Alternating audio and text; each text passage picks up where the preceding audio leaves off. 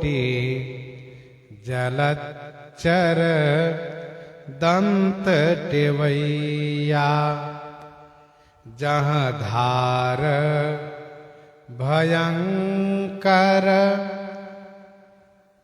बार न पार, न बोहित नावन नीक खेवैया। गोस्वामी जी कहते देखो भैया,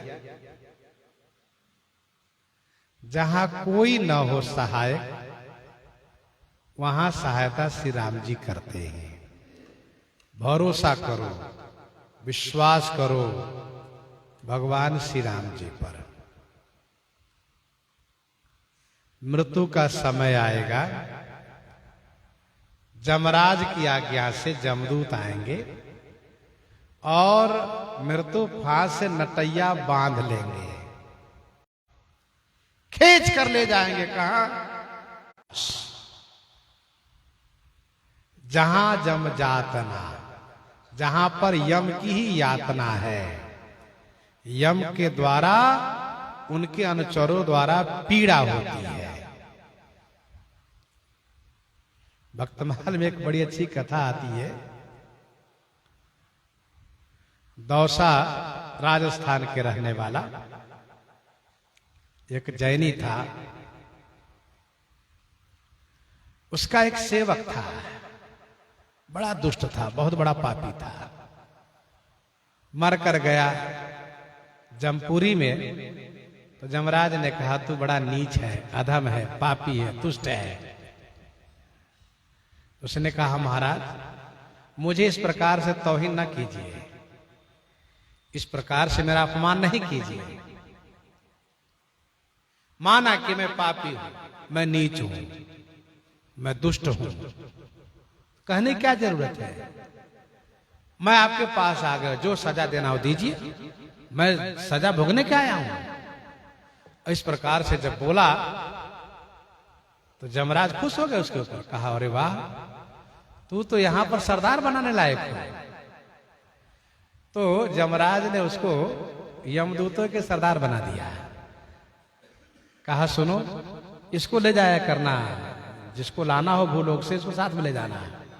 कहा ठीक है। एक दिन उसी गांव में आया, एक किसान की मृत्यु होनी थी, तो उसको लेने के लिए वो आया। तो उसको याद आया, अरे मैं तो यहीं रहता था, ये मेरा मालिक है, इसको सचेत करना चाहिए, बताना चाहिए, मौका है अभी। पहुंचा उसके पास, कहा सुनो। कहा कौन? कहा अरे मैं आपका सेवक, वो जो मर गया हूं। यहां कैसे आए? भूत बन के? कहा नहीं, भूत नहीं, जमदूत बन के आया हूं। मेरे पास क्यों आए हो? कहा सुनो, मैं तुमको सचेत करने आया हूं, समझाने आया हूं। अमुक जो किसान है ना, कहा उसको लेने आया हूं। उसको कोई बीमारी नहीं है? कहा नहीं। वह स्वस्थ है? कहा स्वस्थ है। सब ठीक ठाक है? कहा सब ठीक ठाक है। परिवार में कोई लड़ाई झगड़ा भी नहीं है, सब शांति है। लेकिन देखो मैं कैसे ले जाता हूं। मैं तुमको इसलिए बता रहा हूं कि कहीं मौका आया फिर तुम्हें लेने आऊं तो मुझे तुम्हारे साथ वही व्यवहार करना पड़ेगा जो सबके साथ करता हूं। और मैं तुम्हें स्वामी माना हूं। मैं चाहता हूं कि तुम अभी से सावधान होकर के भगवान का भजन कर लो, भगवान की शरणागति ग्रहण कर लो, जिससे कि तुम यमदूतों के द्वारा कष्ट से मुक्त हो जाओ और तुम भगवान के धाम जाओ। इसीलिए मैं तुम्हारे पास आया।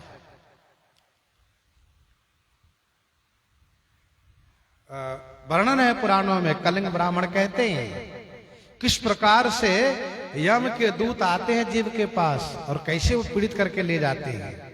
लेकिन यमराज ने कहा है, धर्मराज ने अपने जमदूतों से कहा सुनो, जिसके गले में माला हो, जिसके भाल में तिलक हो, जो वैष्णव बन चुके हो, वो सब मेरे लिए आदरणीय हैं। सुनो, उनके पास कहीं भूल के भी मत जाना। वहां वर्णन है।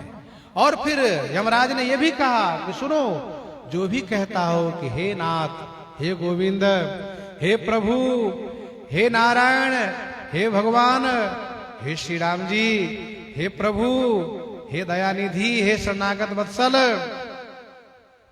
ऐसा कह करके वो कहते हो कि मेरी रक्षा करे, मेरी रक्षा करे। उनके पास कोसों दूर रहना, उनके पास से कोसों दूर रहना।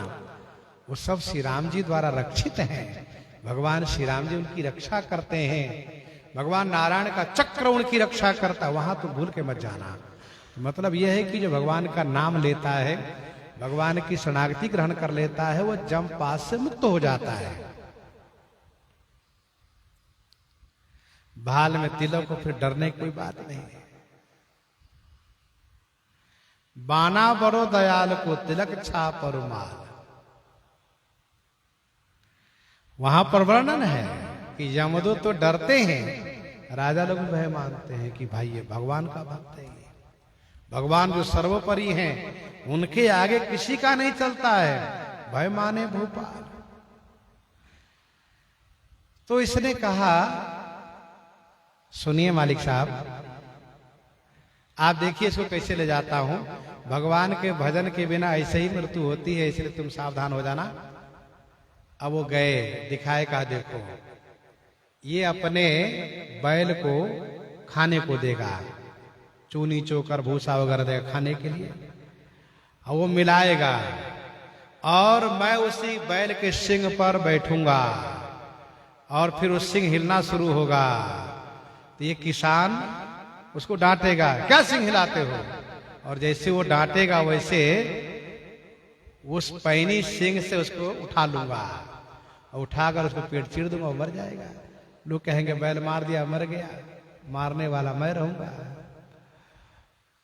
कहा ऐसा होगा? कहा और गया वो बेचारा, देखा, सचमुच दूर से तमाशा देखा, और वही हुआ जो उसने कहा था। बैल ने सिंह ऐसा मारा, उसके पेट चिर गए, आंत निकल गए बाहर, मर गए बेचारे। कभी कभी ऐसा होता है, कुछ लोग पशु को बहुत दुलराते हैं। अब गैया है चाहे बछड़ा है, बहुत दुलराएंगे और बहुत दुलराएंगे तो कभी कभी उसके ऊपर क्या होता है, पशु तो पशु है।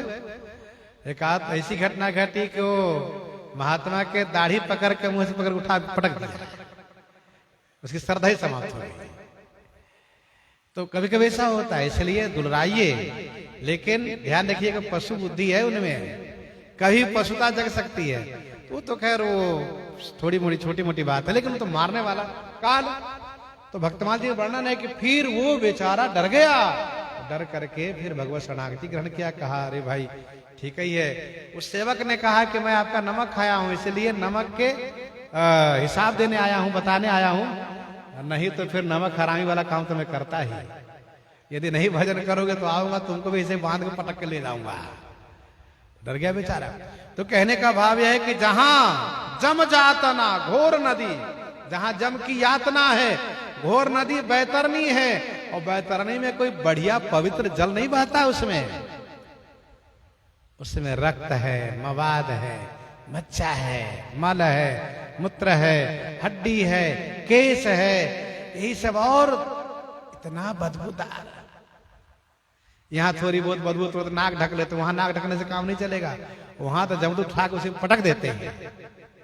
और उस नदी में मगर है, सोस है, घड़ियाल है, अच्छा वो सब पकड़ के खाने लगते, मृत्यु नहीं होती वहां, क्योंकि वो भोग शरीर होता है। यहाँ तो मान लो अति पीड़ा होगी तो शरीर छूट भी जाएगा, लेकिन वहां शरीर नहीं छूटता, वहां तो पीड़ा सहो, बाप बाप चिल्लाओ, माई माई चिल्लाओ, कोई फायदा नहीं होने वाला है। अरे अभ्यास बनाए रखो तो वहां राम राम चिल्लाओ तो काम भी बन जाए तुम्हारा। लेकिन राम राम का अभ्यास होगा वही राम राम कर सकता है, नहीं तो आही वही कोई काई हमारी बाप करेंगे। अब कुछ लोगों की आदत होती है, जब तबियत खराब होगी परेशान, आही वही कोई कोई करते रहते हैं। अरे उससे अच्छा राम राम राम राम सिया राम। महात्माओं की आदत होती है, चाहे जितनी पीड़ा हो, राम राम राम राम राम राम राम राम राम राम। ये अच्छी बात, आदत बनाए रखो तो उस समय में अभ्यास बना रहेगा, और जब पीड़ा होगी राम राम मुंह से निकला तो उस समय तुरंत बात बन जाएगी, तुरंत, चाहे जितनी बड़ी पीड़ा हो, जब यातना हो, वही से मुक्ति हो जाएगी। इसलिए अभ्यास करना चाहिए, जन्म जन्म उन जतन कराए। कैसी भी परिस्थिति आवे, अभ्यास करो कि मुख से राम नाम निकले।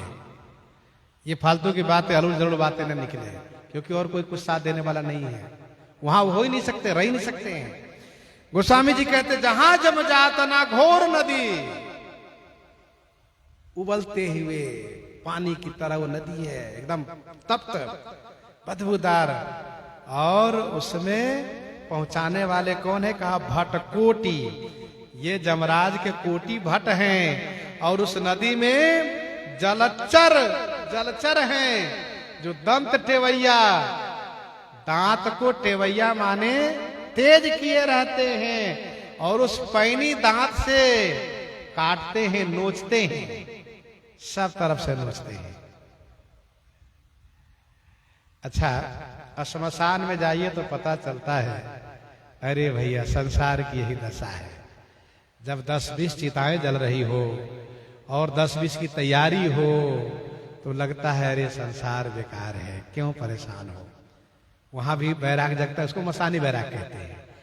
बड़े बड़े अस्पताल में जाइए, वहां देखिए किसी के पेट में, किसी के गले में, किसी के नाक में नहीं लगी है, तमाम मशीन लगे हैं, होश में नहीं है, परेशान है, यहाँ छेद किया, यहाँ छेद किया, 10 जगह छेद किया है, तो वहां लगता है अरे संसार बड़ा बेकार है, भगवान का नाम ले लो।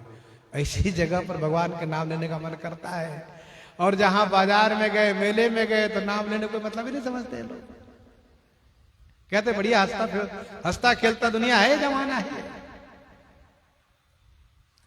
गोस्वामी जी कहते वहां तो जलचर दंत टेवैया, जहां धार भयंकर बारन पारन बोहित नावन नीक खेवैया, जहां धार भयंकर, जहां धार भयंकर, वहां की भयंकर धारा है, तीव्र धारा है, बहुत तेजी से प्रवाहित है। बार न पार, उसका आर पार नहीं दिखता है। ऐसा नहीं कि किसी तरह से कूद के उस पार हो जाओगे, सो नहीं। बार न पार, आर पार नहीं है। न बोहित, बोहित माने जहाज नहीं है, न नौका है उसमें, न जहाज है न नौका है, और न नीक खेवैया। न नीक माने अच्छी तरह से कोई खेवैया है, कोई केवट है, कोई खेवने वाला भी नहीं। अपने भी तैरने ना आवे, तैरने आता तो काहे गिरते हो बैतरनी में, तैरने नहीं आया। न नीक खेवैया। अब गोस्वामी जी कहते हैं लोग जिनको जिनको पुकारते हैं उनमें से वहां कोई नहीं मिलने वाले हैं। तुलसी जहाँ मातु पिता न सखा नहीं, को कहूँ